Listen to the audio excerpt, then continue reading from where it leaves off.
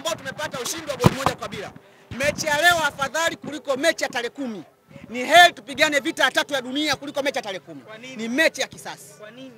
Kwa sababu Azam wana vinasaba na upande wa pili. Hii ni mechi ya tarehe 10, ni maana ni mechi ya kisasi. Kisasi ni haki. Ni lazima Azam tumfunge ili tuweze kuwa nani kwa mabingwa ligi kuu Tanzania. Kwa sababu tumebakisha mechi 6. Tukimfunga Azam wanaobakia maana yake tunapiga tu. Kwa hiyo mechi ni ngumu. Na hiyo mechi ni viongozi wao wote kwa pamoja wa Azam wanashirikiana kuikandamiza Yanga. Sio mechi rahisi kama anavyokea Ismaili. Ni mechi ngumu. Kwa wana Yanga mjiandae kokote. Mechi hiyo tunaenda kukutana katika uwanja wa Azam. Mazila ambayo tumetaka katika uwanja wa Azam, kila mwana Yanga katika nchi anajua. Kwa sio mechi nyepesi. Sio mechi nyepesi. Sio mechi rahisi kama mnavyofikiria. Ndio maana naambia wana Yanga kokote kama mnasikia, kokote mnaposikia, maandalizi ya mechi tarehe 10 yaanze leo. Tarehe 10 yaanze leo. Kwa sababu ni mechi ni ngumu kuliko maelezo. Kwa sababu upande wa pili washasema, wachambuzi wote washasema, kwa Azam wanapojiandaa na Yanga manake wanajiandaa mara 100 kuliko kabingwa kuliko wanapojiandaa na Simba. Prince Dube alishatoka kusema mechi ya Yanga atapojiandaa ni tofauti anapojiandaa na Simba, kwa anajiandaa mara 100. Hiyo mechi sio rahisi kama unavyofikiria. Ni mechi ngumu. Ni mechi ya maamuzi. Sasa mechi hiyo ndio tunahitaji kila mwana Yanga kokote dua na sala kwa ajili ya mechi ya tarehe 10 kuliko achana na mechi nyingine yoyote. Hii mechi ya kosi ishaisha.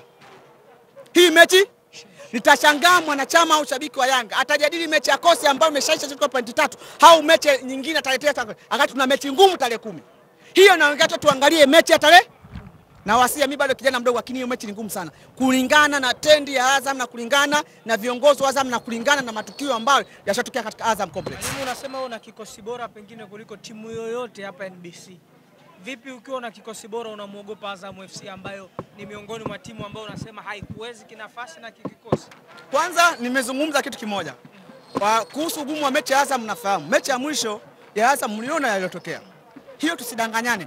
Lakini vile vile Yanga kwa katika uwanja Azam, mambo ambayo yamefanyika katika uwanja Azam, kwa sababu tutakuwa tukaja katika uwanja KMC. Hapa tunazungumza ukiacha on the pitch katika uwanja. Mazingira je yanashawishi mechi kwa bora? Unanielewa sijui? Na hao wachambuzi wanaposema na hao wachezaji wanaposema maandalizi yanavyokuwa zaidi ya mara 100, je mechi itakuwa ni rahisi? Kwani ukichukua kati ya kosi na Yanga na mmoja kosi bora?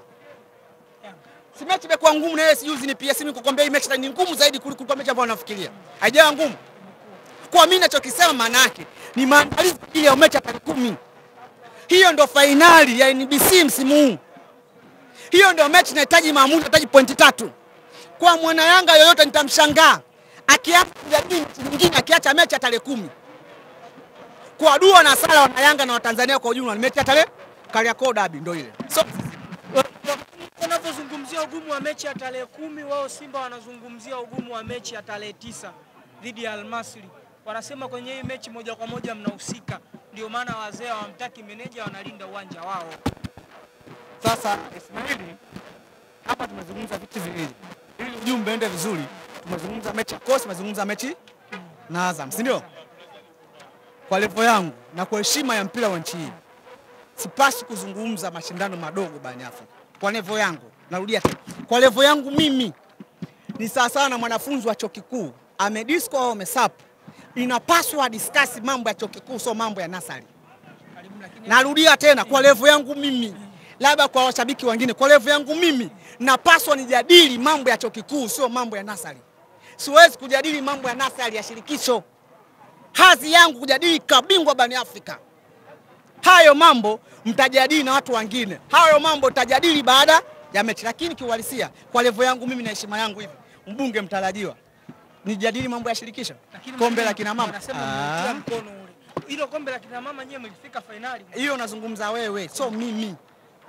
Hayo unazungumza ni tofauti. Ile kombe na mambo yake. Sina unaelewa sijui. Hayo ndio sitaki kabisa hayo mambo ya nasari. Siwezi.